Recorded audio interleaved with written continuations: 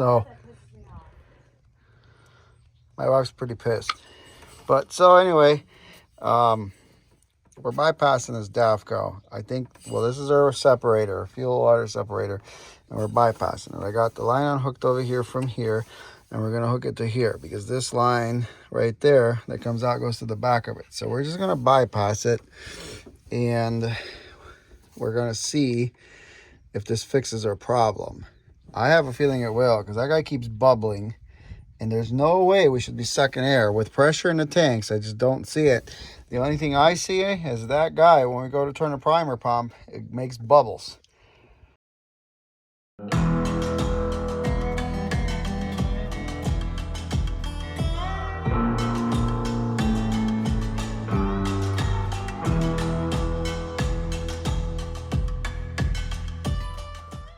So, not ideal, but we got this line unhooked. This goes to the back of the separator, or DAFCO. And then I was able to kind of finagle this line here on the filter. And no, it's not kinked, it's just bent a little bit. It's plastic line. And that goes from the primer pump and it feeds that. So now we got the whole DAFCO bypassed. We're going to turn the key and see what the hell happens. Key turner. I'm standing here judging you. She's judging me. Let's see what happens. Yes, I am.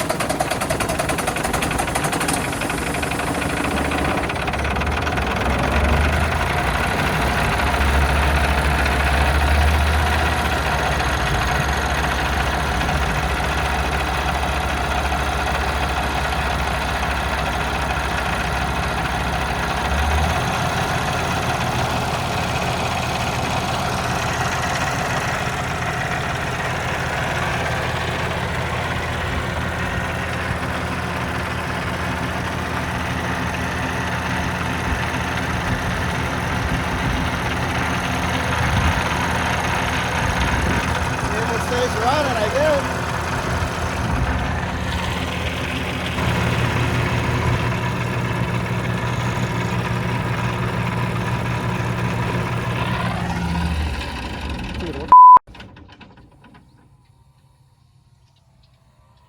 Are you serious? So, kind of at my wit's end here with this truck. Soapy water. I was looking at pictures of Alice's engine, even though the truck isn't here. And I was talking to a friend of mine who runs a shop in Canada that's rebuilt millions of these. And he says that it's this manifold right here gets airlocked. And the only way to bleed it is, I guess you have to have the Cummins calls it a CompuServe fitting, and then you got to pull like a vacuum on it. And I guess that's how the dealer maybe does it. But here's the thing, I don't want to do that, because if this thing ever, something happens fuel related on the road and it loses that prime, I'm not going to deal with that. So for the time being, what we're going to do just to get this truck up and going is we're going to take these two lines off. Like Alice's truck has a different separator, so it doesn't use this. This is kind of like a port for the DAFCO for this. and we're going to take these fittings, we're going to spin them off, and we're going to go get plugs. They're big Allen plugs. We're going to plug that off, and then we're going to somehow, for now, I think we're going to cut these lines here, and we're going to loop them together, and that's how we're going to do it. And then that's going to basically keep the fuel separator in the loop, but it's going to bypass this manifold. So everything's going to stay the same, but we're going to hook up these lines. And the guy I've talked to, he has a shop. He's not some guy that's just started doing this. He says he's beat his head against the wall when a truck comes in with that fuel line set up. And what he's come to the conclusion is, this is both a return, okay? So that one of the lines goes to the DAFCO, which I believe is this one off the top of my head. No, this goes back to the tanks, this goes to the DAFCO, and then the DAFCO goes down to the primer pump.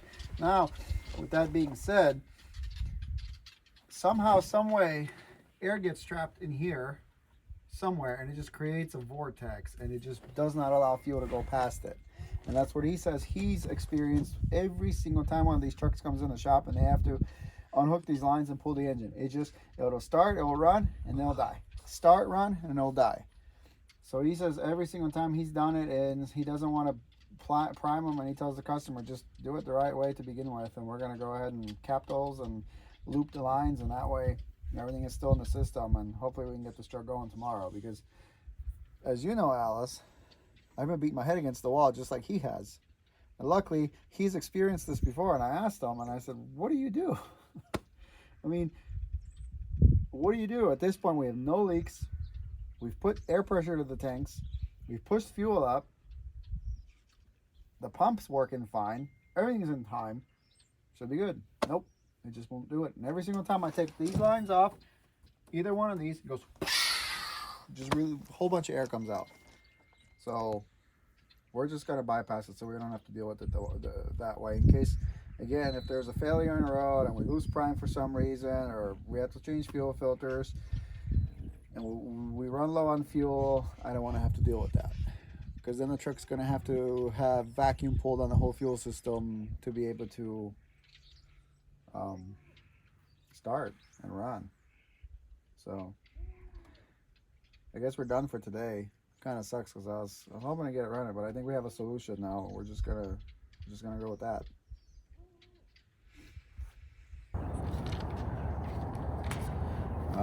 We're at Rigetti's. I bought the plugs for it. We're gonna bypass that deal and hopefully get this truck running today. All right, so we got our plugs from Cummins. We got rid of one of the lines and we modified this guy here. As you can see, we spliced it and we put a barb in there. And this will hook to the back of our filter now. Well, that's nice and tight and it's not going anywhere. So I'm hoping that we will be all right. So as you guys see, sorry, I'm trying to let me get the flashlight for you. See that split right there? You can kind of see it. So we did away with one of the, oh, come on. Freaking intake's trying to grab my arm. So I had two lines going to here. This was the original feed line, which is the one we just spliced.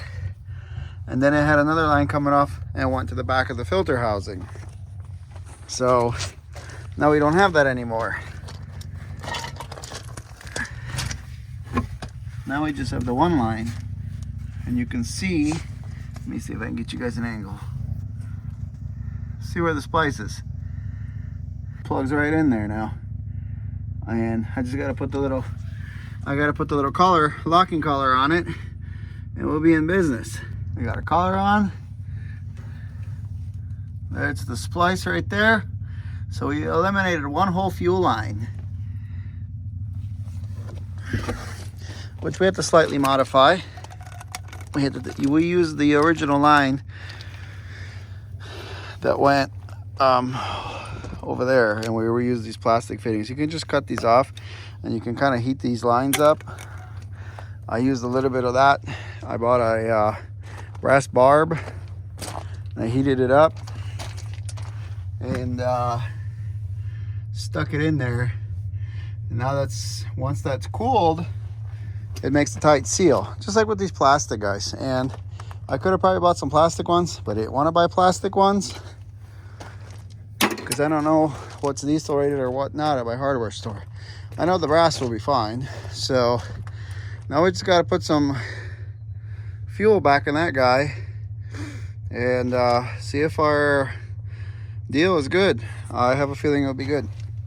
What I could have done to that splice there is I probably could have put like a little Gorilla Glue around it. But man, to be honest with you, I don't think that's coming apart. That's in there good, and I don't think that's going to be sucking air. So I think we'll be good.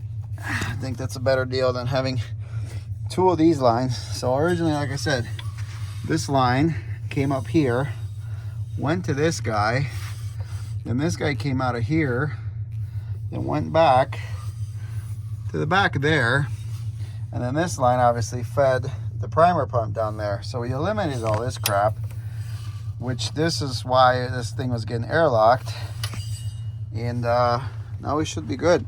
So I'm gonna go put some fuel back in that sucker and see if it'll run for us. Fixing to prime this thing and see what it does.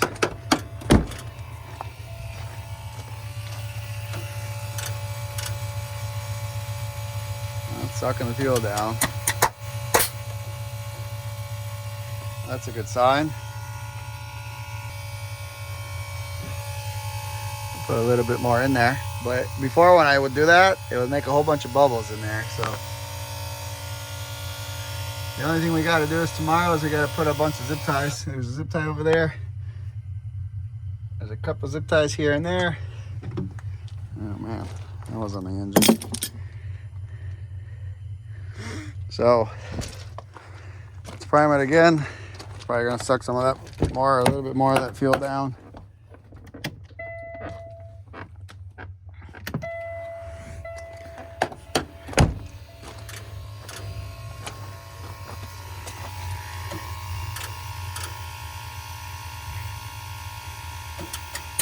It needs to catch the fuel out of the tanks. But no bubbles. It's a good sign.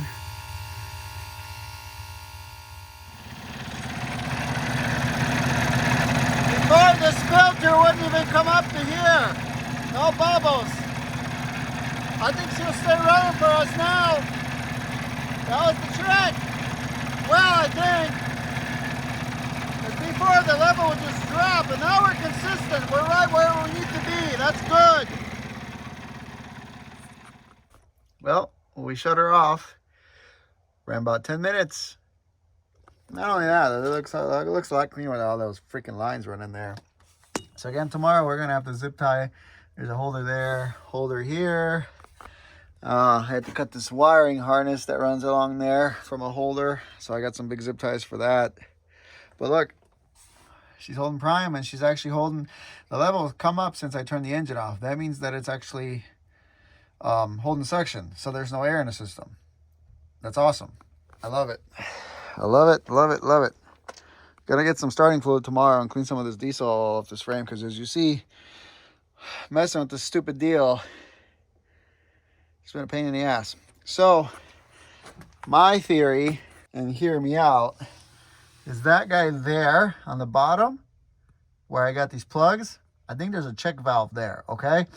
Now, before this engine failed, I think that failed, but the engine was just holding prime still because I never interrupted anything, because that DAFCO, it wouldn't even be there when the engine was running, and it should be there.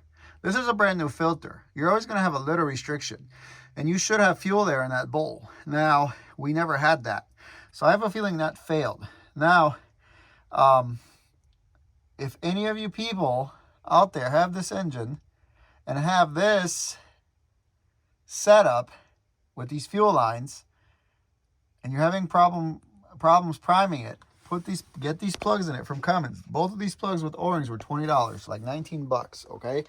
Plug that off, redo your fuel lines, and plumb it directly to your primary fuel filter, and then down this way like it's supposed to go, because that gets airlocked right there. Gets airlocked. That circulates fuel, and I mean circulates air inside there, makes like a little vortex, and it doesn't allow fuel to come through come out this other side. It goes in this side and it's supposed to come out here, but it doesn't allow it.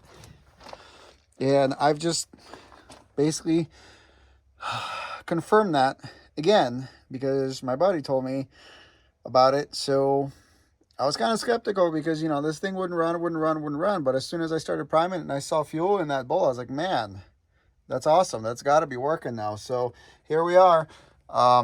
Again, if you have these fuel lines that go into that manifold, please get rid of them, because if you ever run out of fuel, you're never going to get that truck running. It's a pain in the ass. I thought that you're supposed to pull a vacuum on this fuel system with the CompuServe check fitting, and then like pull a vacuum on it, but I don't believe that was going to work. I really don't, because I mean, I had pressured these tanks and we went through all that just to never get anywhere with it. So that did it. $6 fitting and $19 worth of plugs, and we're good to go. And a little bit of modification, cutting plastic lines, but it's working. I'm glad. I'm happy. Tomorrow we ride with this thing. We're going to test drive it finally.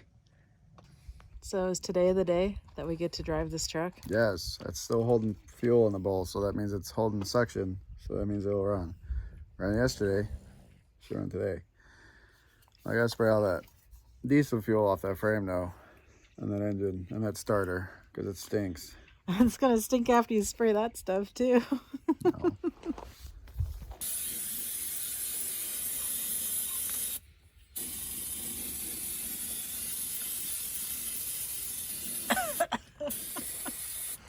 Oh man.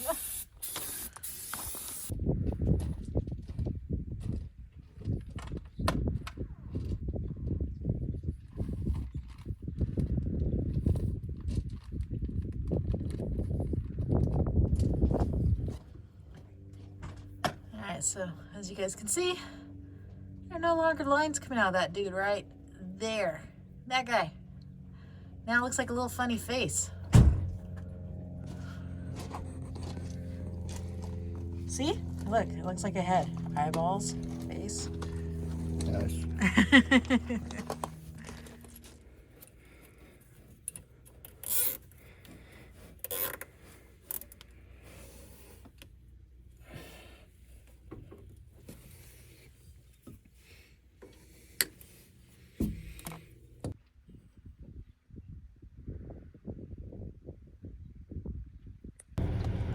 Ready for a drive? The sun's in my eyes. Oh. Yes, I'm ready. Let's go. Let's try this beast. What about the dog? How long has this truck been out of commission since when? August. Was it August? August, but honestly in the last month and a half or 2 months, I've only been working on it 2-3 hours here and there when I could. So Well, I know, we've been busy. haven't really needed it.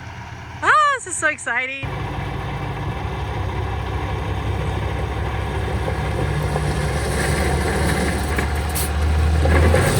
Stop! The brakes are locked on the passenger side.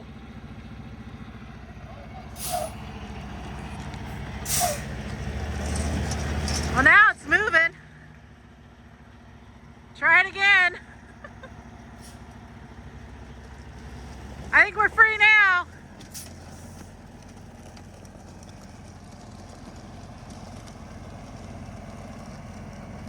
Drug the wheels. They made quite the rut. I couldn't tell what was going on. I thought it was starting to spin because you know how it likes gravel. No, it's just locked up. That front axle was just completely locked up. All right, I'm gonna go put the dogs away.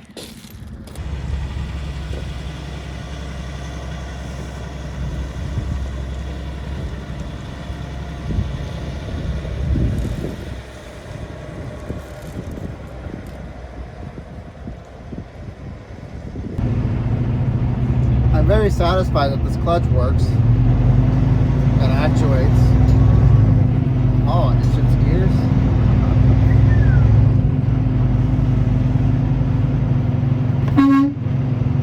First time.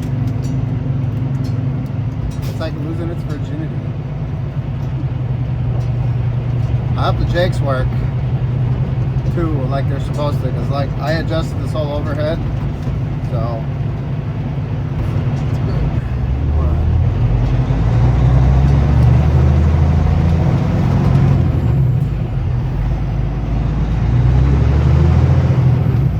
Turbo works. That's so weird. This truck's just used to the Kenworth.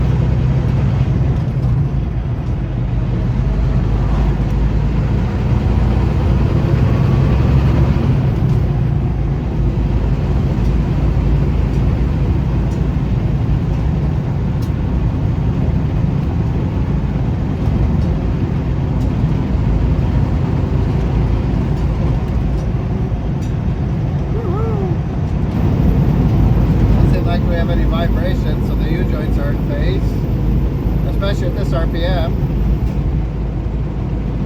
1050.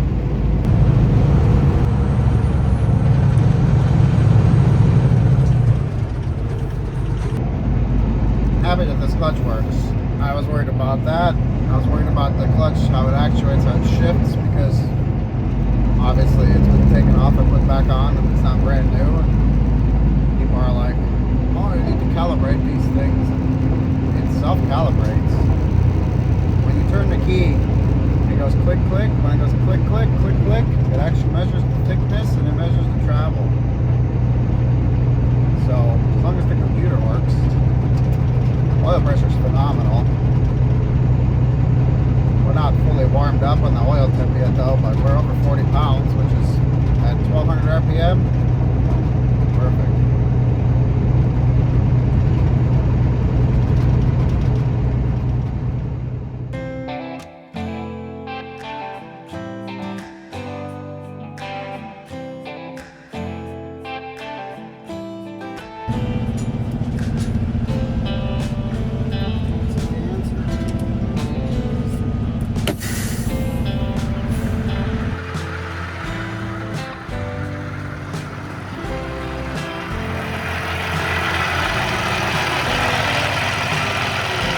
She definitely wants a little more coolant.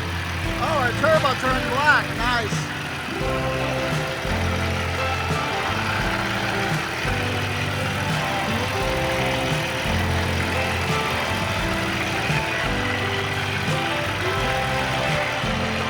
That's normal though. That's because we want to burp it, and it's probably had a little air in the system, so now we're gonna have to add some.